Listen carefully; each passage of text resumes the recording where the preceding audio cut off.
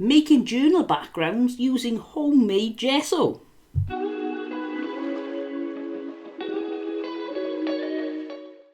Hello everyone, I'm Caroline and today I'm going to try making my own gesso to do a background for a journal page. This is a collab I'm doing with a friend. She wants to have a journal page that I've made for her, just a background, and she sent me a background page. We've done this before and it really is great fun. But first I need some gesso. So rather than buy it, I'm going to see how easy it is to make it yourself. So these are the ingredients I'm going to use. Some PVA glue, some corn flour, apparently you can use chalk, is it calcium carbonate or something they call it. People use different things. Talcum powder, you basically need something like a fine powder. I got some acrylic paints that I bought second hand in a job lot, and I've got some nice brands, so I'm going to use these cheaper brands in my gesso, and some water. Apparently you need water to dilute it to your preferred consistency. Right, so let's get these packets open. Now I read several different proportions, but the one I'm going to try is 1 measure of paint, 1 measure of glue and 1/4 measure of the powder. So let's start with glue. This looks like a nice easy one to do. We want a whole cup of that. Ooh, doesn't that look lovely? Right, so glue done, we'll pop that out of the way. And now we want some acrylic paint. I don't think I've got a whole cup of these, have I? Oh, it's surprising just how little is in these tubes. That's the thing when you buy second hand. You get some really good bargains, but sometimes you don't get what you planned for. Like I bought a job lot of felt pens. Some of them were dead, but a lot of them weren't. And with these, some of the paints were full, others are not. I'm getting covered already. Right, here we go. I don't really want to use all my white. I'll have to be careful. And I'll order some more. Ooh. That's interesting. I wonder if we could do anything with that. I think I will actually hang on to that because journals can take just about anything, so I'll come up with a use.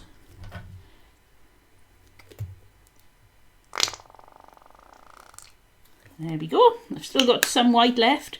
Definitely need to order some. And we want 1/4 of a cup at the end of this.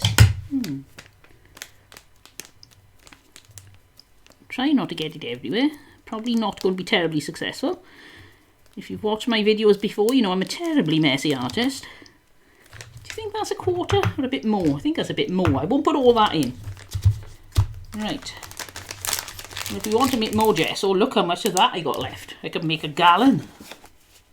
And keep our work area a little bit clear.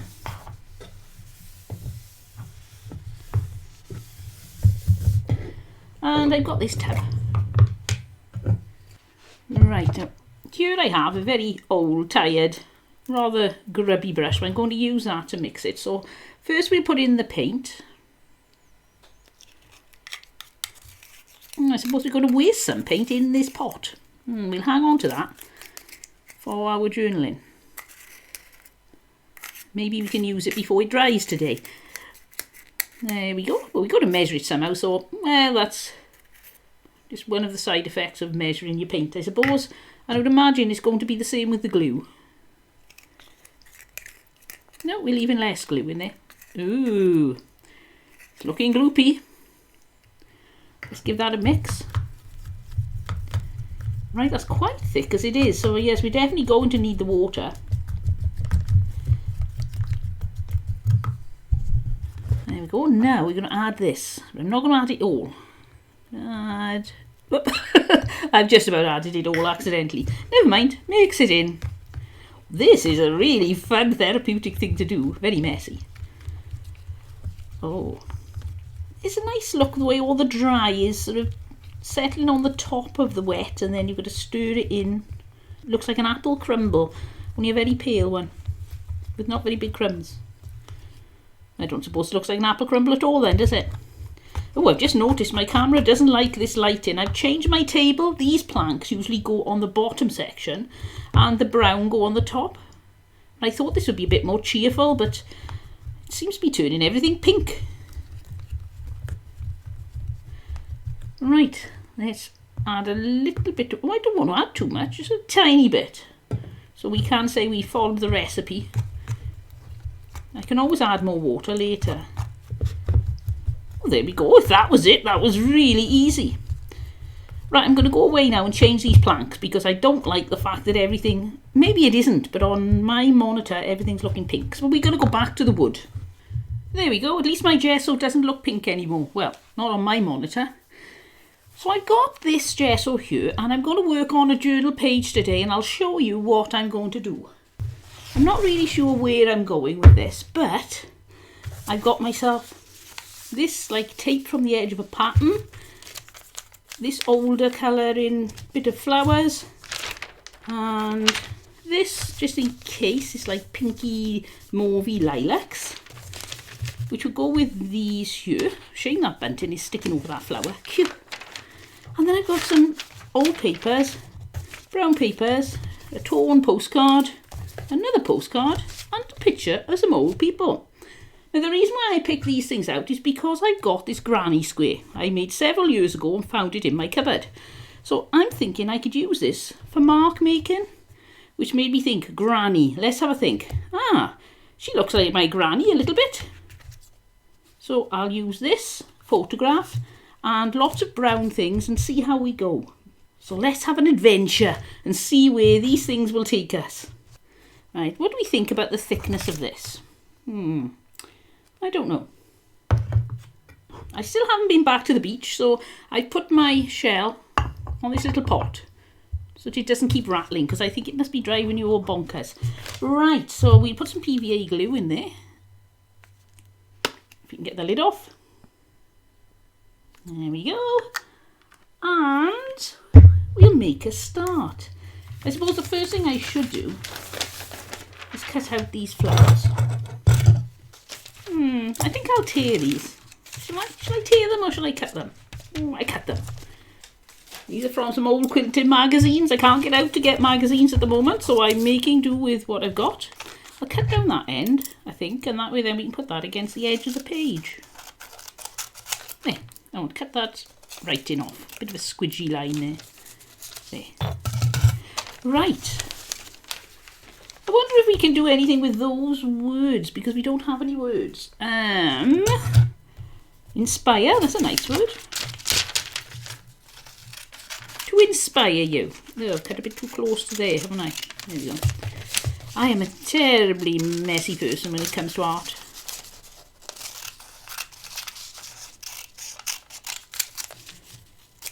There we go. To inspire you. May work. Right, let's have a little look, see where I could put some things. If I put that there, and to inspire you could go there. We put in our photo of Granny there. Or should we move her a little bit more over to there? We can work that out when we finish the background, I think. So let's have a look at just what we're going to put on the background. Right, so let's get all this background covered with some papers. Somewhere I have some brushes. I bought myself some more firm brushes for gluing and things for journaling, and then I put them away. And do you think I can find them? You'd swear I lived in a mansion. I lose things so easily. I don't. I just forget where I put things. Part of the joys of getting older. Less responsibility and less memory. Right. This is quite fun to do. I always like the gluing part, because you haven't got to be careful at all. And I'm not a neat, accurate person. I don't like measuring things, anything like that.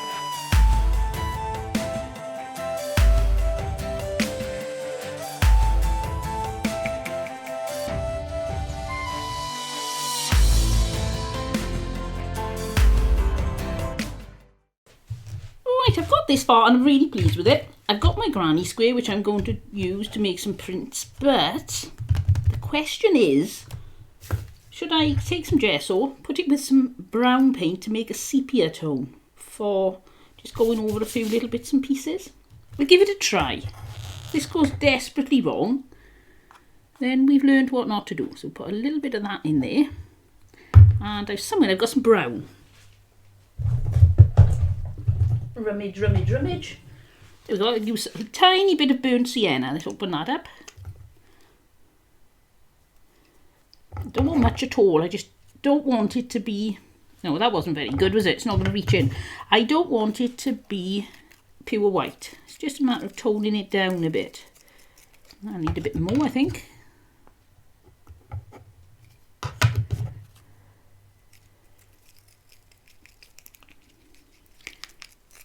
Yep, I like that colour. I'm going to add more brown to it when I do the printing.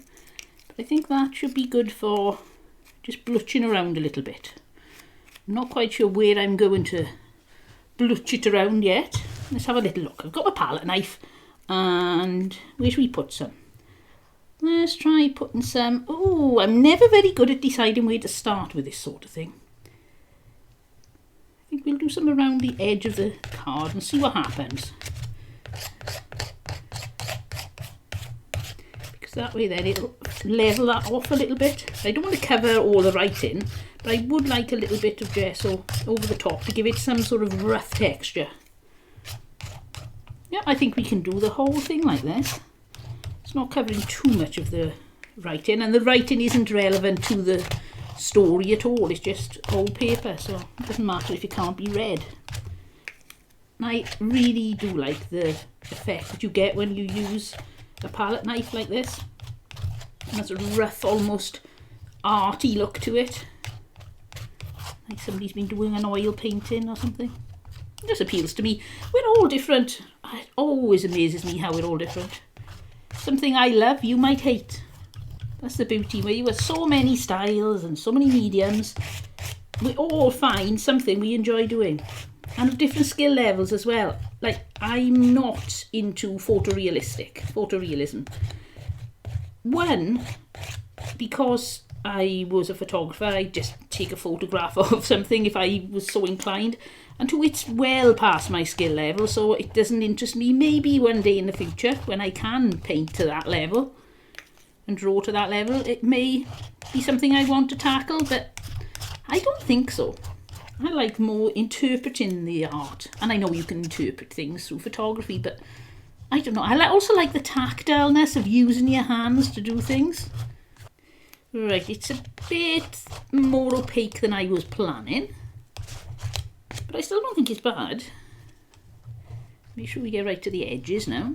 There. You can always come along with some brown ink anyway. Like that. And yet again, I've forgotten to stick something under my page, so every page ends up with little bits of the previous pictures on. Right, there we go. Now, we need something to put some paint in that's big enough to take a granny square. Right, I'll use the other side of this. So we want more brown into my little pot of magic. Oh, that's rather a lot. Let's find out what that's going to look like. Oh, it's not too bad. Not too bad. Because we want it noticeable. I don't want it sticking out like a sore thumb in a very dark brown, but I want to be able to see it over the other colour. And I think we're going to get that. Right, empty that onto there. Spread it around.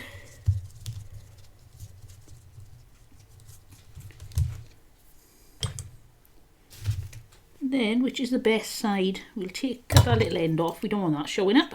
That side, I think. This could be a disaster. I may regret doing this.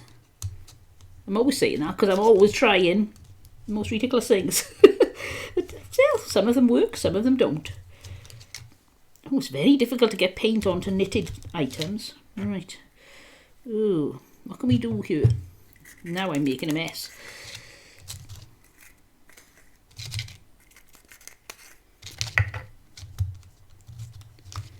Well, that has taken up a surprising amount of gesso.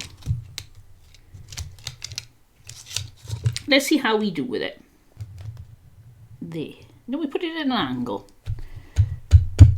Can't beat a jaunty angle. Right, I think we need something to press it down with. I'll use my cornflour box. There we go. Right, that didn't work. Oh, that's a shame. I like the look of the colours together, but it doesn't look anything like a granny square, does it? So that is going to be a bit of a failure. I could always stick it on, couldn't I? What I'll do, I'll cover it all in paint. Let it dry. It's very thick to go in a journal, but still. There we go. And I'll use it to clean my pot out, and then I'm going to have very sticky fingers.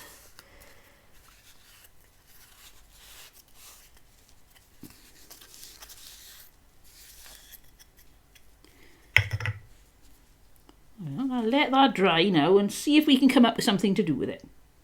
If not, I'll throw it away, but you never know. There's too much red coming through there. So now we need to do something stencilish, don't we? That's just a bit too blotchy. Right. More gesso. This is the beauty of making gesso, though. It doesn't matter. Oh, I should have cleaned my brush.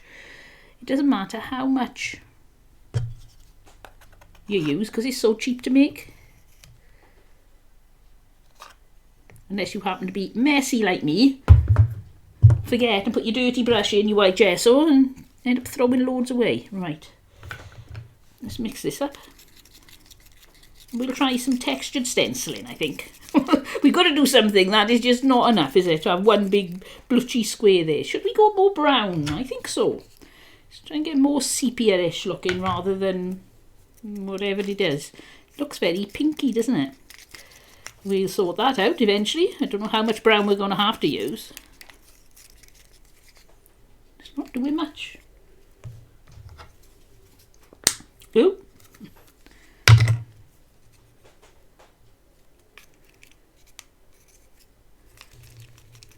When I was in school and I did art for a very short amount of time in the first year of comprehensive school, so I was 11, we were forever being told off for making a mess. Don't make a mess, don't tip anything, don't spill anything, always be very careful. And that's the one thing when you're an adult. You've got to clean your own mess up, yes, but because of that you can make as much mess as you like. As you can see by my hands, I'm very good at making a mess. I think I better go and wash this off because I'm going to stick to everything. Right, again on eBay I bought myself some second-hand stencils and this one hasn't been popped yet. So I'll do that now. They're supposed to be for stenciling walls. But stencil's a stencil, I think. So, ooh. Should we put it there?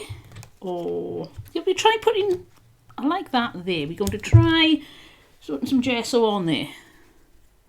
Could go well, could be a disaster. Get a nice bit of texture going.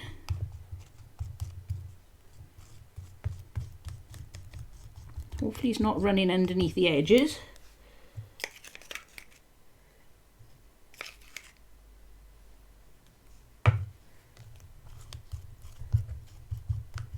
There, and some there.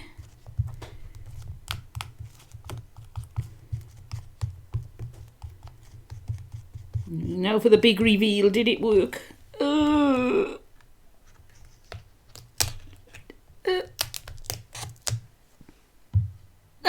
the heart's a bit of a mess. I might drop, the thing is that's still wet. I don't want to spend ages drying things off. I'm trying to limit the amount of time I spend drying. I suppose the ideal would be to do 2 journals, one at a time, and then as one is drying I could be working on the other.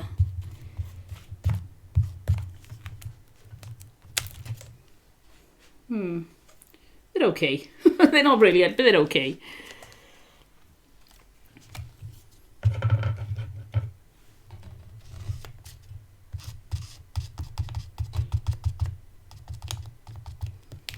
There.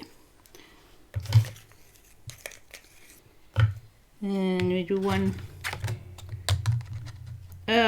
Just dropped a load. And I put it on a wet bit. Oh, I'm not having a good time today. I'm making more mess than usual. I'm usually quite messy, but this is just ridiculous.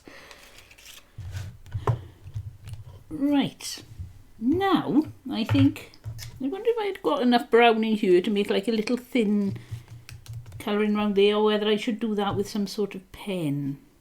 I tend to like to do it with my palette knife. Let's have a little look. And I think the problem is the contrast is too big.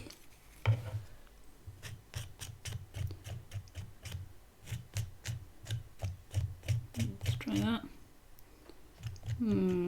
Not keen, so we'll just do a corner in that with leafy shapes coming out. Like as if I wanted that to be like that. Yeah, all part of the plan. Put a few up here just to sort of balance it a little. Now that's much better, isn't it, than that down there. Right, so I'm going to dry this off now, and then I'm going to scan it and send it to my friend, and then we'll carry on and see what we come up with. Right, so that's scanned, and while it was drying, I painted some brown ink, which come over rather black, onto this piece of doily. Well, it's a whole doily. And when I was drying things, I didn't realise how thick the acrylic paint was, so some bits are still a little bit spongy and damp, but they'll be okay. Now, I was thinking of putting something like this down here. Now, I know it's going to cover some of the work I've already done, but I thought it was pretty. So what I'll do is I'll fold this into a quarter.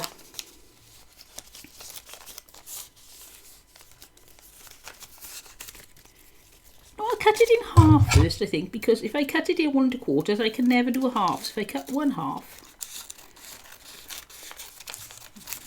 that's a bit messy because I tried that with a felt tip pen, it didn't work. So let's have a look what we got before we start sticking down and juggle things around. So I've got this picture that I want to put in, and we've got to inspire you.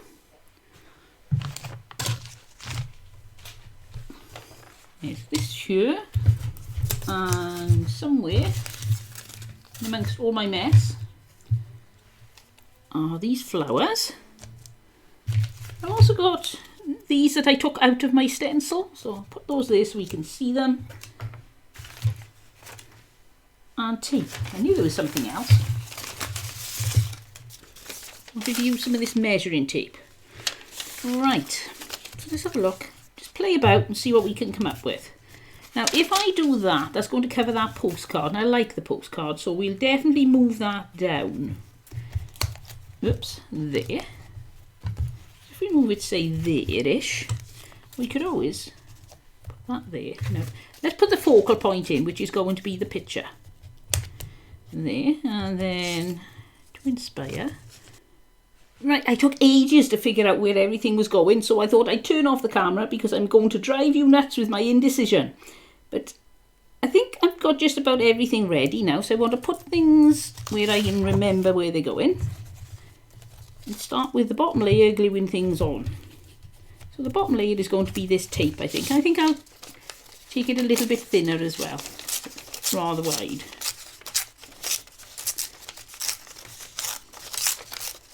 A bit longer. There we go. And I'm going to be putting it at that angle, so tear it there. Right, so we move Granny and Grandad out of the way. I wonder whose Granny and Grandad they are. They're very smart, don't they? Grandad wearing his watch chain. He's got a pocket watch. But at one point, if you had a watch, wow, you could actually start a business going around telling people the time.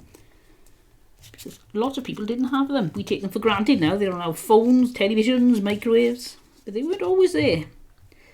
Right, so that I think is going there. Perhaps we'll move it in a little bit. Like that. And stick it down. Right, so there we have one tape. And now Granny and Grandad are going there, so we want those flowers about there. Right. What I'll do is I'll glue that half down. No, I moved it. Put it there. and glue the other half down. That was a brilliant idea till I slipped. And that there. Yep, that'll be fine. So now let's paste the back of Granny and Grandad. This is probably a really good way as well of preserving memories of your own grandparents if you have these old photographs. You can pick up old photographs of people you don't know and use them. But a lovely way to display pictures of your grandparents. Like that. And I'm not sure how this photograph's going to react with glue. We'll find out. Hopefully it'll be fine. It seems to be okay, it doesn't seem to be making a mess or eating away at the photo at the moment. There we go. Now next was this doily going there, but before I put that doily on, I've got some ribbon that I'm going to put along the bottom. I think doilies are becoming more popular now. People stopped using them for years. They were seen as a little bit sort of old-fashioned, but I think since baking has come back into its own, I know in Britain we got the Great British Bake Off that people are absolutely raving over, and so people want to display their things in a vintagey manner, and so doilies are coming back. Who'd have thought anybody would ever use a doily ever again? And here we are. And I've got this little bit here that I'm going to stick some glue on. It was the offcut of the piece on the bottom, so I thought, well, make the most of it. We'll stick it up in that corner there. There we go. Oops. Stay, Fido. So now we have this one to put on.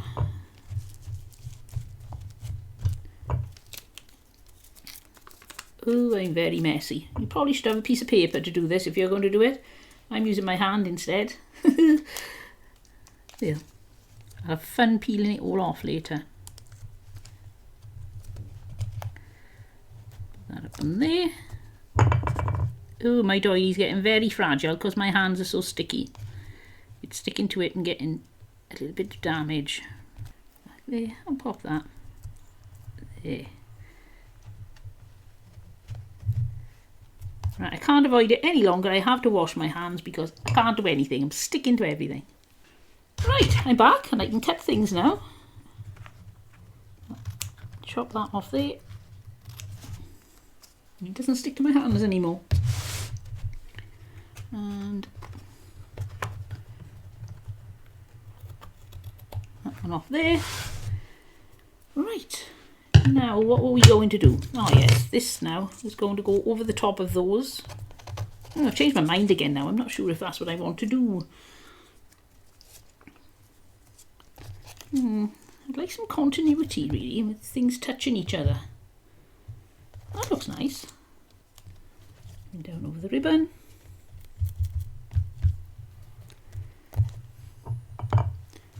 I just think it looks nicer when things are joining up and touching each other and some sort of communication between them.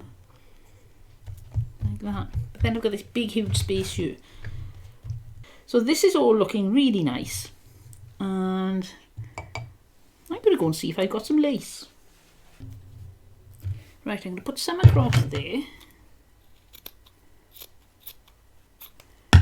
It's very grubby, but that doesn't matter, because it will tie in with everything else.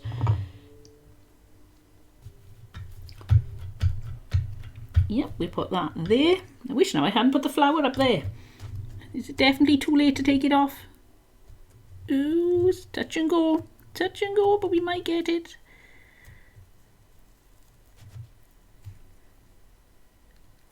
Phew, did it. Right, I do have some more lace left, so I could put some possibly down along the line of the tape, but it'll be, oh, wish I'd thought of this sooner. I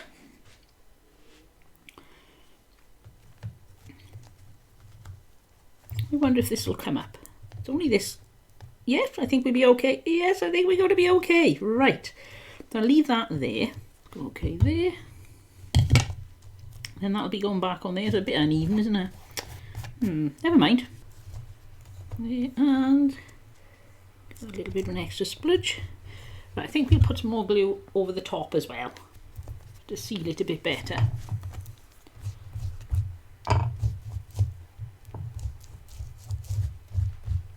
Like that. Right, scissors again.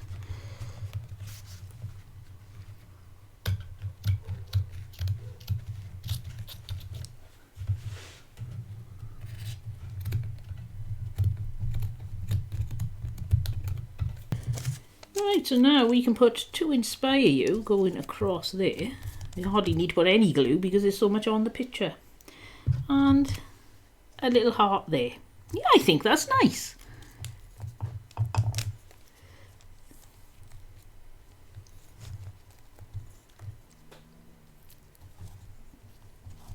At one point I was worried this wasn't going to come together, but it does seem to be coming together nicely now.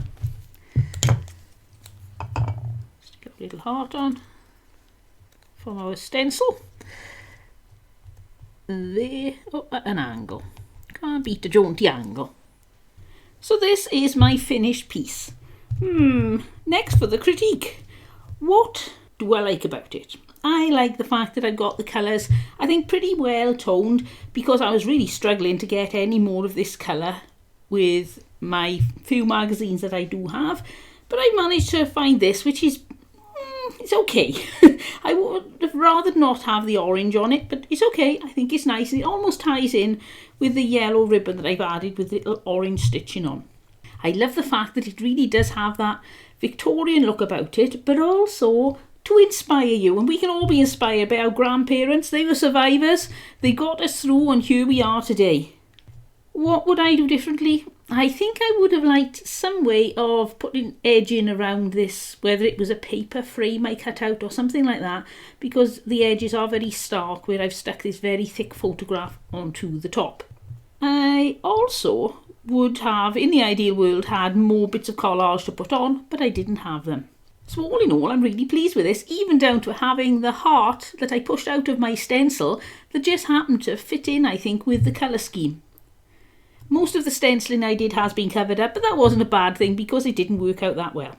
If you've enjoyed this video, then please give me a thumbs up, and why not subscribe? And that way you can follow my art journey from complete beginner artist to knowing nothing, to learning to draw, learning to paint, and now learning to journal.